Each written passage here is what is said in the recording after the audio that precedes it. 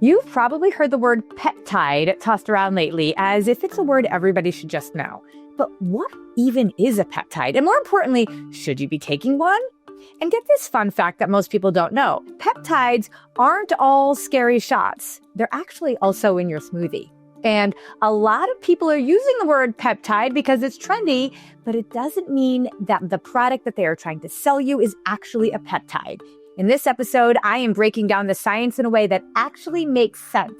We'll talk about what peptides are, the difference between them. There's nutritional, there's supportive, and there's pharmaceutical ones, and why shops like Ozempic might be solving the wrong problem. If you are feeling stuck in your health, tempted by the quick fixes, or just overwhelmed by what's real and what's hype, you're in the right place. Let's cut through the confusion and get clear on what your body really needs to thrive.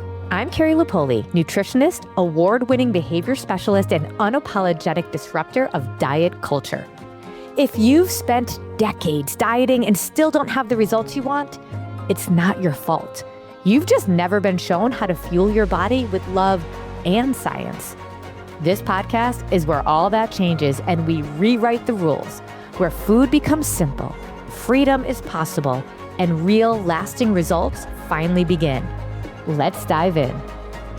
Okay, so everybody is talking about peptides, but I really believe few people actually know what they are. I think it was like on the Tonight Show once, they had this interview where, when they randomly interview people on the street and they ask people if they have gluten. And of course, this is California. So everybody, I don't do gluten. And the next question is, what's gluten?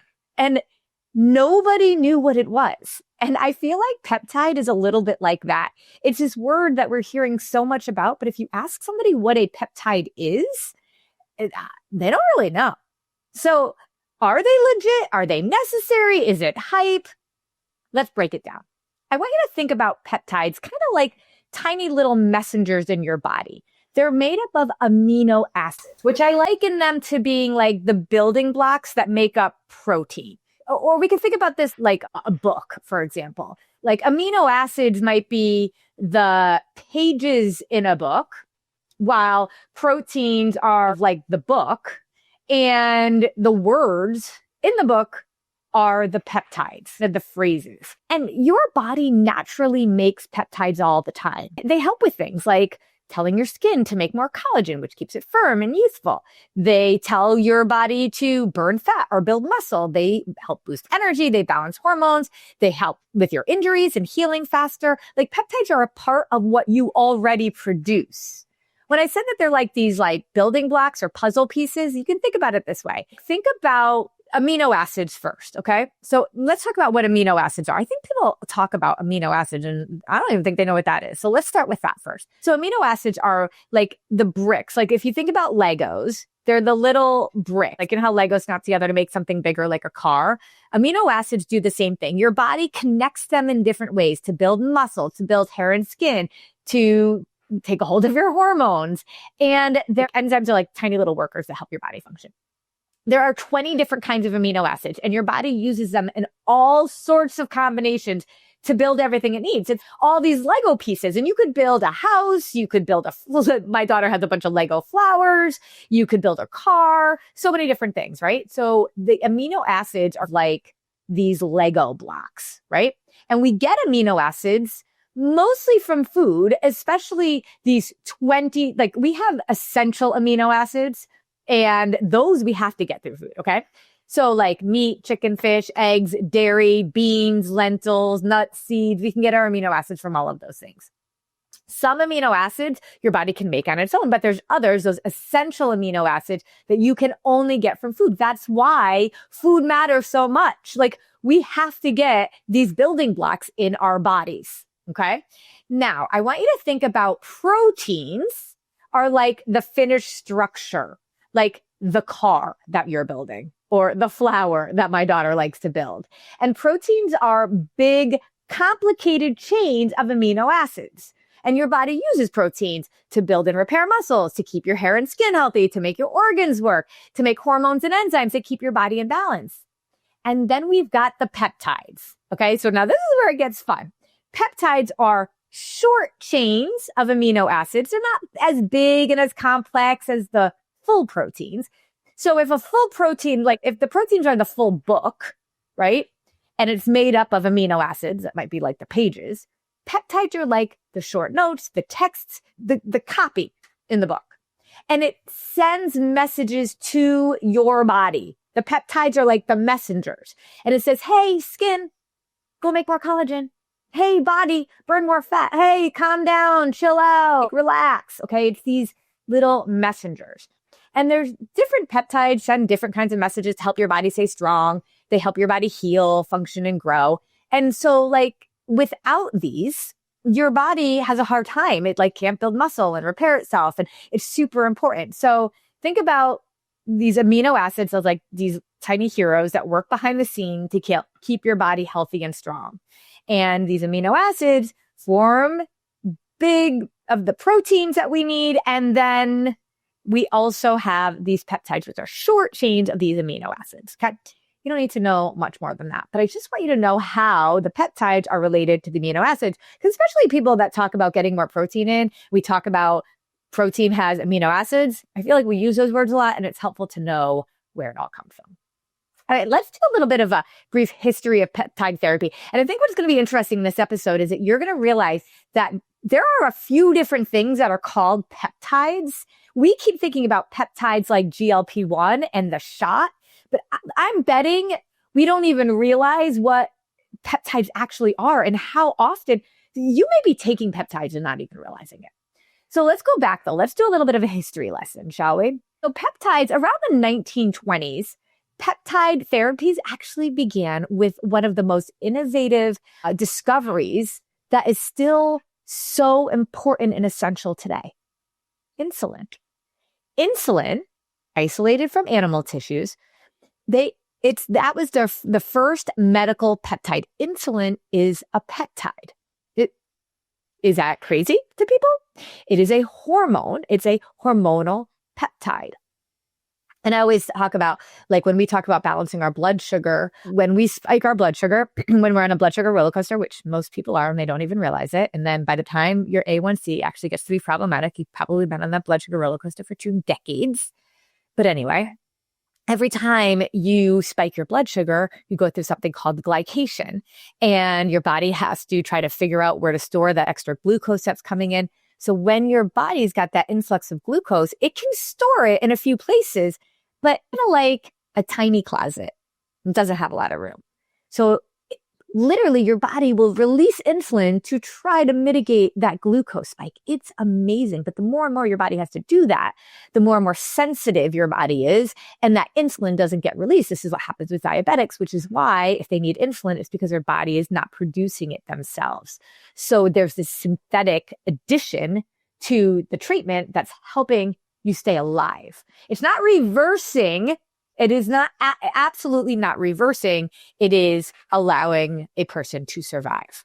And it slows down the death of what, I talk about diabetes should be in the same category as a cancer diagnosis. But the thing is, we really do know how to reverse diabetes. And it's a lifestyle, which actually sometimes is harder than anything. But all right, let's keep going back to history. In the 1950s to the 1970s, scientists actually started to decode this insulin structure, leading to this synthetic peptide development and the creation of a whole bunch of other hormone-based treatments, okay? And then, like in the last 20 or 30 years, we've had really rapid advancements in chemistry and being able to develop these new peptides for aging, metabolism, immunity, recovery. And this is where GLP-1 came in, because the surge in GLP-1 in like the 2020s, like we've known about GLP-1 and the drug, that type of peptide, but it was typically being used in diabetics for the most part. But then we really were able to see the potential beyond that. So that's where that kind of came in. Now, here's the thing. There are nutritional peptides and then there are hormonal peptides. So everything that I was just telling you about are hormonal. They're typically the injections. And I think if you go and you research peptides, if you look at different YouTube channels and stuff, they're all talking about the injectable peptides. I'm going to talk about what they do and why they're so popular right now. But I need people to understand that there are peptides that are nutritional. If anybody takes collagen is a peptide. You've probably seen it. If you take collagen, it will say collagen peptides. I usually use a Truvani brand for collagen. Try out a bunch of different brands actually, but it will say collagen peptides on it. And they're made from broken down collagen protein, right?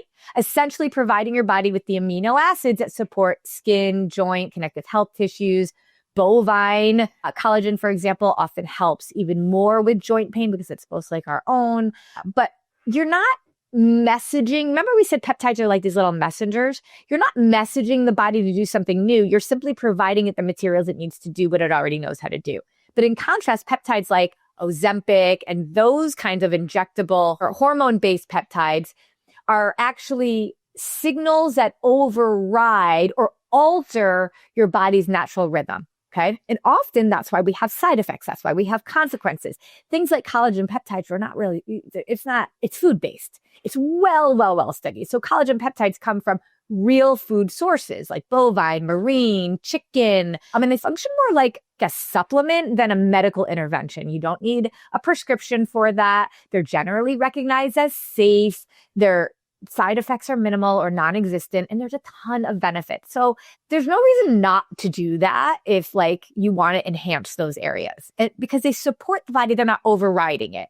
So I want you to think about that. It's like a supportive peptide, and it gives the body what it needs to repair or rebuild or nourish. And at the end of the day, our peptide, which we make ourselves, let me be really clear about that. We make our own collagen. However, as we get older, that is less efficient, less effective. As we get older, our production can be slowed down, which is why we can actually enhance it through lifestyle. We don't necessarily need these extra pieces to it, especially hormonal peptides. So these supportive peptides, I will always say, a collagen peptide is not going to take the place of you nourishing your body, fueling it, working to balance your blood sugar, but it fills some gaps for you. And that's what we need to be thinking about. I think peptides in general, we should be thinking about as a type of supplement and not so much like a replacement for what it is that we need to be actually doing. So what are some other nutritional peptides? Collagen, creatine. There's some milk-derived peptides like casein peptides. There's fish-derived bioactive peptides. There's a bunch of peptides from plant-based sources. They can have some help with cardiovascular health and antioxidant levels. And this is where I think we really need to be thinking about it. The nutritionally functional peptides, they're not medically directive. So they're here to support. They're not an intervention, right? If you have to have insulin, that is an intervention. But having collagen is about a support. It's rooted in nourishment, not symptom suppression. Big difference in there, okay? And it's backed by, let me be really clear, it's backed by food science. It's in the supplement realm of products, but it's not backed by pharmaceutical pressure. And there's a big difference there, okay? And this is why I think we're using the word peptides in so many different ways. It's peptides are peptides. No. Not all peptides are created equal. Collagen peptides are like bricks for your skin and joint. And then you look at the GLP-1 drugs are like a loudspeaker yelling at your brain to stop eating. So one nourishes your body and the other manipulates your body. So let's just talk about peptides in general. Do we need them? Either one. For most people, not really. Your body, when it's working properly and you're eating well, when you're sleeping, when you're managing your stress, I call it the 6 spinning plates. It's stuff I teach my clients in my private practice, or I teach health pros to teach their clients in their private practices. The problem is so many people do a diet and it doesn't help them to also think through, how do I manage my sleep? How do I manage my stress? It doesn't go through all of those things.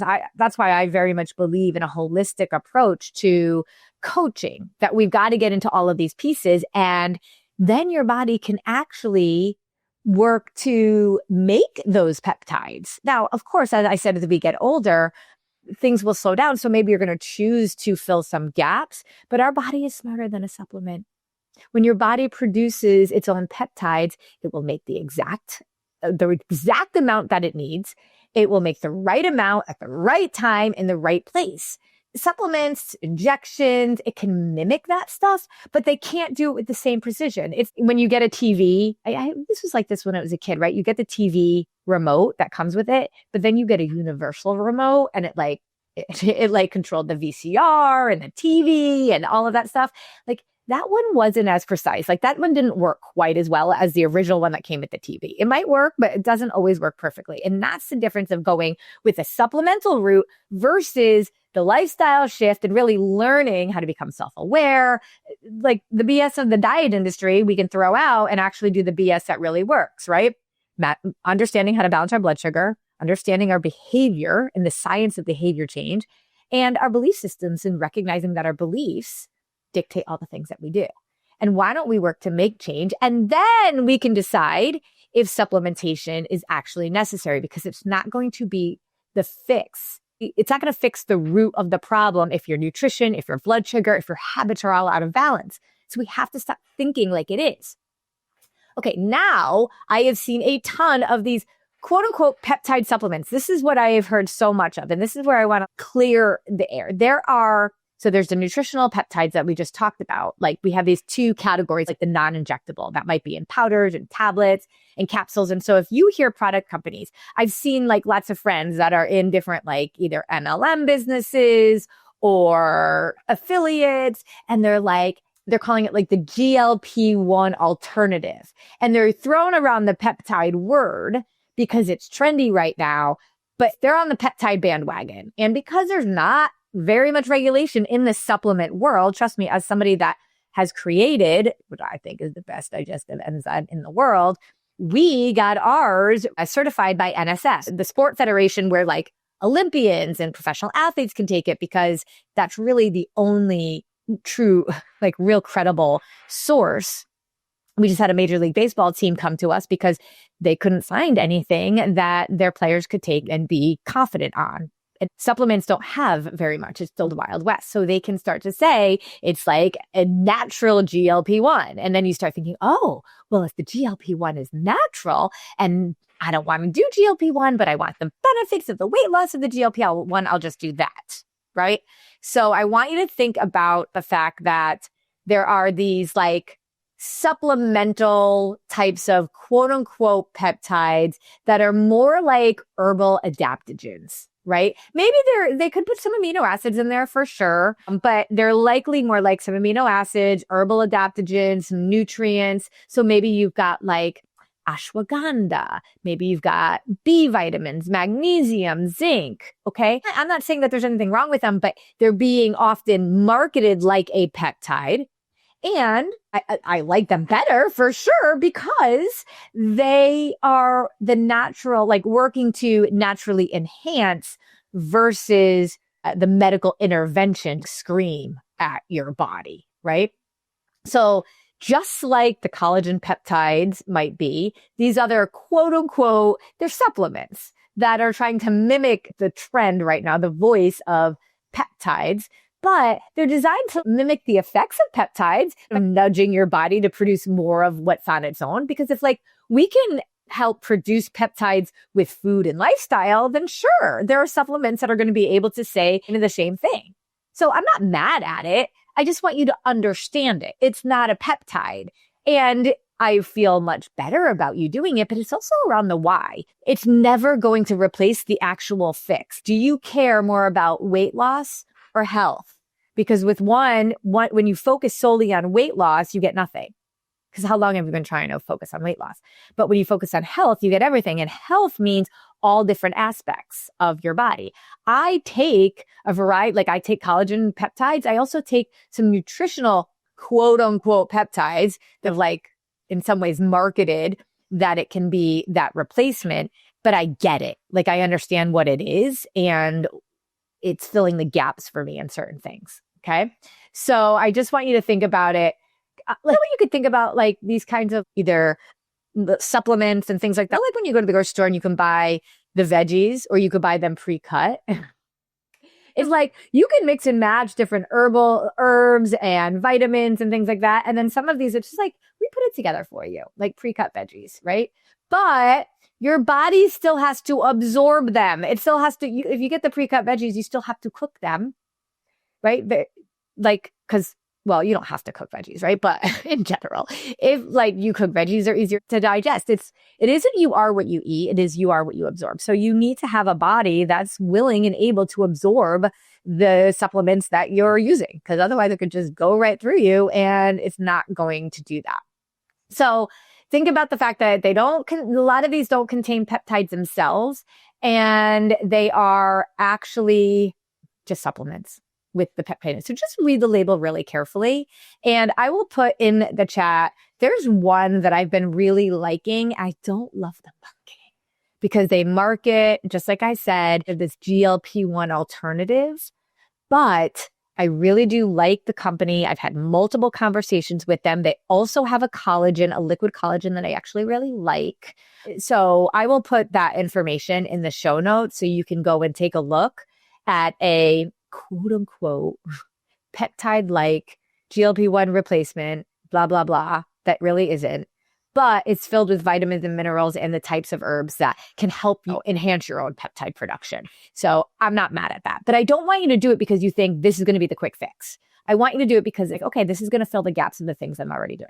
All right. One other thing that I think is really important, because a lot of people talk about peptides for hormonal issues. And as a woman that talks a ton about menopause, I went through menopause at 46. This is a really important thing to think about. Remember, it is a guarantee that your hormones as a woman are going to decline. They just are. I think we shouldn't be surprised about this. I don't think we should be diagnosing menopause. I just think diagnosis sounds like it's like cancer or diabetes. It's just a natural progression. We don't diagnose fertility when a woman gets her period. It's just a stage in her life. And I think we just have to understand that it's happening. And we can look at the symptoms of what we're facing and realize, okay, I'm really reducing the estrogen, progesterone, those kinds of things. And now there's a lot of companies that are talking about how peptides can help with that. Okay, because here's the thing. There's no like test for you to say, am I depleted in my peptides? Really, there's no blood work for that. But what you do is you look at symptoms, and they're like menopausal symptoms could mean that you have peptide issues, right? And so could weight loss or weight gain, and so can cravings and sleep issues. And we want to get to the foundation. We want to focus on blood sugar balance and really understanding how to serve our body as much as possible, having that healthy balance, understanding what the healthiest version of you does, says, thinks, and believes. And then we can fill in gaps. And I get a lot of questions. Okay, if peptides can help with hormones, maybe I'll try that before I go to HRT, hormone replacement therapy. Now, I think, and I would lead everybody over to Inner Balance, innerbalance.com, Dr. Sarah Dacaret. She is literally the country's leading doctor on hormones, understanding bioidentical hormones versus synthetic hormones. I am on HRT through Inner Balance. Love them, love everything she stands for, because I actually think, especially with what she teaches and what she talks about, it is just something that like most women should likely look into. It's not the stigma that it used to be. And I would never tell everybody go do that. I just want you to do your research. And I don't want people to be scared of that and think, oh, I'll just go do a peptide and then I don't have to do HRT because HRT is scary and bad. It's not. It replaces our declining sex hormones that are absolutely necessary. It actually not only helps with hot flashes and mood changes and sleep disruption, but it also helps with your bone health, vaginal dryness. It actually helps with like long-term disease. It really does help restore your level, like your hormonal levels, to a more youthful state. And peptides can support symptoms by improving symptoms affected by hormone decline, but it's not actually helping to replace. Does that make sense? Innerbalance.com. Do that. And I just think the lifestyle and then really digging into hormonal balance are really big pieces of the puzzle. Remember, I talk about the 6 spinning plates: nutrition, exercise, strength training, nutrition, exercise, hydration, managing your sleep, managing your stress, and supplementation. So this whole thing falls under the level of supplementation. But if you're going to build a house, you need the foundation first, right? So you need the nutrition, then you need to do the strength training, and the hydration and the sleep and managing your stress are all the walls and the things that you really need to build a house. The supplements are like the last piece of it. Maybe it's the roof, maybe it's the furniture, But you can't do that really, truly, although we know that there are some supplements that like most of us really need. I'd say most people are deficient in like vitamin D and magnesium. And there's certain things that like most doctors will tell you is you can just go ahead and feel pretty good about, but it's not going to be the foundation. It never is. So the bottom line is peptides are cool. They could be useful. Peptides in our body are cool. The peptides that your body makes, they're cool. Adding a supplemental peptide, like a booster or a helper, could be something that you do. You got to think about, the injectable is an intervention, but peptides that are nutritional or supplements that are trying to mimic the peptide talk, they're nutritionally based. And while supplements are Wild West, I'd be very careful. Anytime I recommend something, I am very careful about sourcing, about knowing the people that are making the products. If you see something on my website, I've had multiple conversations with them. And that can fill gaps, okay? But when you are doing the foundational stuff of building that house, your body can make the peptides it needs naturally. Why don't we do that first before we go down this idea that it's going to be a quick fix? Those are the biggest pieces, I think, that we really need to understand and recognize that where peptides fall in the whole realm of our body, the fact that we already make them, and that there's different kinds of peptides. There's our medical that are injectable, mostly injectable. There's other ways. And then there are the nutritional. When it comes to hormonal balance, when it comes to menopause, for example, I would ask you to consider, don't just automatically assume HRT and certain types of HRT, which I will not get into all the details of, is a worse option than starting with peptides. I don't assume that. So that's where I stand with this. I hope this clarifies things for you. And that's what I mean. Like, you're probably doing peptides in your smoothie if you're throwing collagen in your smoothie. So understanding what is the first key to be able to make your own decisions. I always say I will never tell you what you can or can't do, but I will educate you so you are empowered to make decisions for yourself. So you can essentially be your own nutrition coach. So remember, wherever you are in your journey, there's a place for you to be able to take a hold of your health. 1% at a time is all it needs. It's not about being perfect. It's about being consistent, about being educated, and about being self-aware of who you are, what you want, and why you want it. I'll see you next time.